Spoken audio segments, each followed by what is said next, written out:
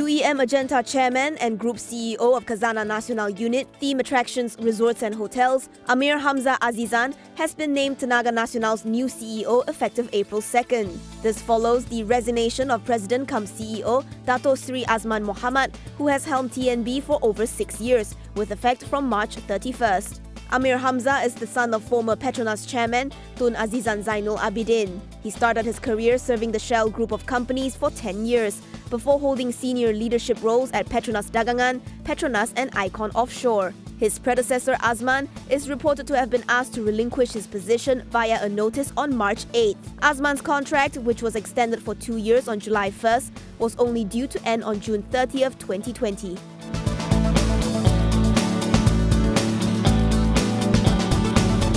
Bank Negara Malaysia says Malaysian workers are not adequately compensated for their contribution. In its 2018 annual report, the central bank says these workers are being paid less compared with their counterparts in the US, UK, Australia, Germany and Singapore, even after accounting for the different productivity levels across countries. It says this suggests that Malaysian workers' compensation and productivity are misaligned. To illustrate this point, Bank Negara says a Malaysian worker producing output worth 1,000 USD will be paid 340 USD for it. In the 5 economies mentioned previously, workers producing the same output are paid 510 USD. Bank Negara says one of the main factors behind this is the workers' lack of bargaining power in certain industries due to the abundance of low-skilled workers, including migrant employees. It adds that the gap between real wage growth from a firm's and workers' perspective had significantly widened since 2015. Employers believe wages are growing at a faster rate, while workers complain about stagnant salaries. This is because the market price of goods and services sold by these firms increase at a slower pace than the price of goods, both imported and domestically produced, and services consumed by their employees.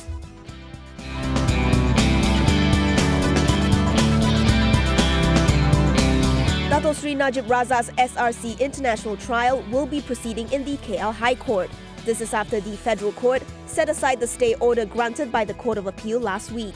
Chief Justice Tan Sri Richard Melanjom said the court was unanimous that the appellate court has no jurisdiction to grant a stay of proceedings in this trial. The 7-member bench also dismissed an oral application made by Najib's counsel for a stay of the trial by the federal court. Najib is facing 7 counts of criminal breach of trust and abuse of power in relation to SRC International. His trial was initially scheduled to start from February 12th and run until March 29th. The High Court will be setting the new dates for his trial.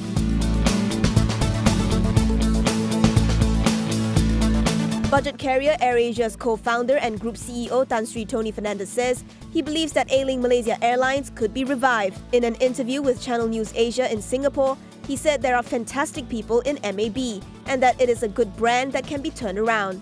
Therefore, he says it is not a wise idea to close it down. However, Fernandes is not keen on taking over the national carrier, saying his plate is currently full. Speculation is rife as to whether the government will revisit the proposal on a share swap between the controlling shareholders of AirAsia and MAB. To that, Fernandes said he is not keen on such a deal, given the fact that AirAsia's current focal point is to expand into digital business, as it is the next catalyst of growth for the airline.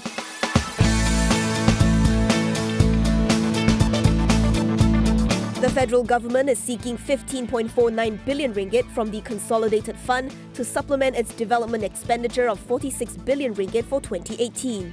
The Supplementary Supply Bill 2019 was tabled for first reading in the Dewan Rakyat today by Finance Minister Lim Guan Eng. According to the bill, the Treasury will receive the bulk of the additional budget at 9.2 billion ringgit. This is followed by the Works Ministry with 1.97 billion ringgit, Rural Development Ministry with 1.43 billion ringgit, Transport Ministry with 1.4 billion ringgit, and the Ministry of Economic Affairs with 876.46 million ringgit. The Water, Land and Natural Resources Ministry is requesting for an allocation of 417.48 million ringgit, whereas the PM's department is seeking 119.59 million ringgit. The Housing and Local Government Ministry will get 30 million ringgit.